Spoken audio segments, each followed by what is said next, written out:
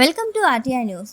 ప్రభుత్వ model degree కళాశాలలో విద్యార్థుల ఉన్నతి కోసం మరిన్ని సౌకర్యాలు కల్పిస్తామని మంచిర్యాల ఎమ్మెల్యే కొక్కిరాల ప్రేమ్సాగర్ రావు అన్నారు. పట్టణంలోని ప్రభుత్వ డిగ్రీ కళాశాలతో పాటు నిర్మాణ దశలోనున్న జూనియర్ కళాశాల, హైస్కూల్ను ఆకస్మికంగా సందర్శించారు. ఈ సందర్భంగా డిగ్రీ కళాశాల ప్రిన్సిపల్ డాక్టర్ జయకిషన్ ఓజా ఆధ్వర్యంలో అధ్యాపకులు ఎమ్మెల్యేకు డిగ్రీ కళాశాలలో నెలకొన్న సమస్యలను విన్నవించారు. ముఖ్యంగా డిగ్రీ కళాశాల ఉన్నతీకరణలో భాగంగా అన్ని వసతులతో మరో అంతస్తు నిర్మాణానికి ఎమ్మెల్యే నిధులను కేటాయించినట్లు వచ్చే సోమవారం నుంచి పనులు ప్రారంభించాలని సంబంధిత అధికారులకు ఎమ్మెల్యే ఆదేశించారు.